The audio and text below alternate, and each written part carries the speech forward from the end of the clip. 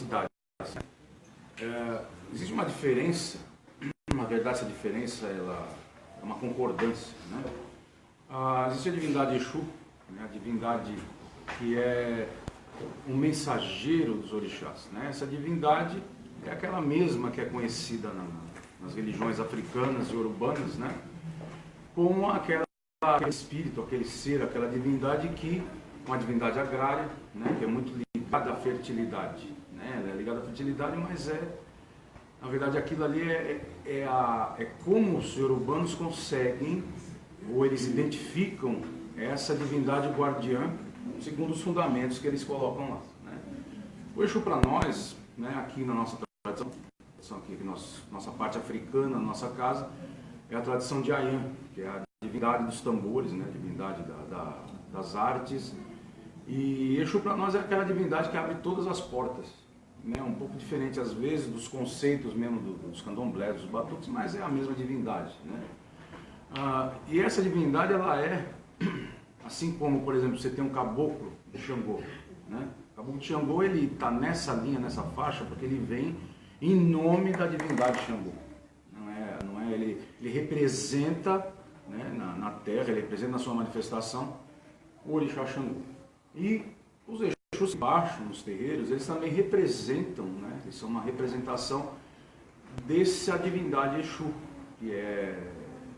que os povos urbanos entendem como uma divindade guardiã, como aquele que é o receptáculo, né, das outras divindades. É uma divindade que é patrona da comunicação, né, dentre outras coisas.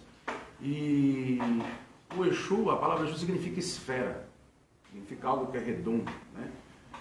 Mas a origem dessa palavra tem a ver com aquilo que é colocado para fora, aquilo que se movimenta para fora, como se fosse uma esfera que fizesse um pulso dessa forma, né? Dessa palavra ex, essa raiz, Exu, ex, também tem uma conexão com a palavra êxodo, né? Que é sair, ir para fora, né?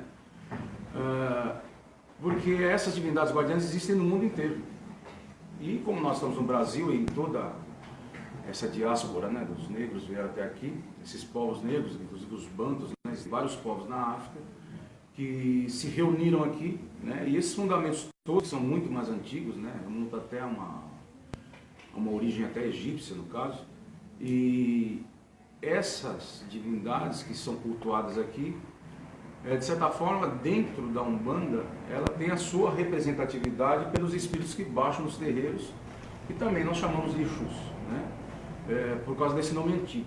A palavra Exu, além de significar algo que sai para fora, algo que é interiorizado e se expressa, algo que vai para algum lugar, também tem a ver com uma palavra muito antiga, né, que vem do hebraico, no próprio léxico árabe, né, as línguas, na verdade, as línguas semitas, do qual até o Yorubá também é aparentado, que é a palavra Ash, que significa fogo. Né? Significa um fogo serpentino, um fogo criador, né? E esses seres que baixam nos terreiros, eles não são espíritos irresponsáveis, não são espíritos galhofeiros, não são espíritos negativos. Eles são a polícia do mundo espiritual. E eles combatem uma outra categoria de espíritos que dentro dos terreiros são chamados quiumbas, né? As pessoas confundem eguns, né? Egum não é bem isso, mas não vai colocar isso aqui agora. Eles combatem outros espíritos que são chamados, dentro do jargão de terreiro, como quiumbas, espíritos obsessores, negativos, né? Que lidam com a magia negra, etc. O que acontece? Em maior parte dos terreiros, ou em muitos terreiros, né? Essas entidades se fazem passar por Exu. Se fazem passar. Significa o quê?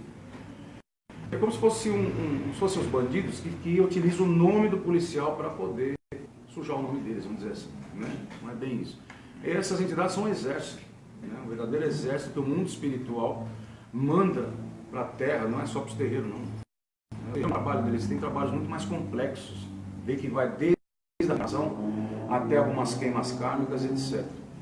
E eles são espíritos responsáveis, como eu falei, né? Não são espíritos galhofeiros, não são espíritos negativos, ainda que, né, como eles são portadores do controle do inconsciente humano, eles possuem, na verdade, uma facilidade para se chegar até nós, né? Então, eles são as entidades mais próximas de nós.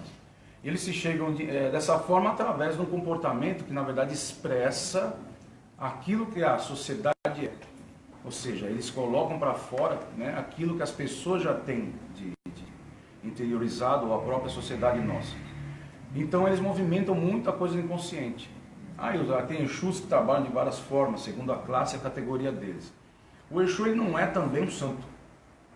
Não é um espírito que você possa lidar como você lida com outras entidades, né? Tem que ter muito cuidado para lidar com eles, principalmente com as caudas e falange, que são espíritos Exus, guardiões também, mais próximos de regiões mais pesadas. E todo Exu lida com isso, né? Com essas regiões mais pesadas, e eles são, na verdade, a concretização de tudo que girou no terreno antes.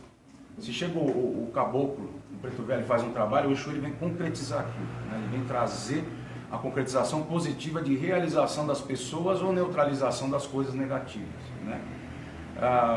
Então o Exu, ele é algo que tem que saber lidar com eles, né? Tem que saber se portar com eles, né? Então é longe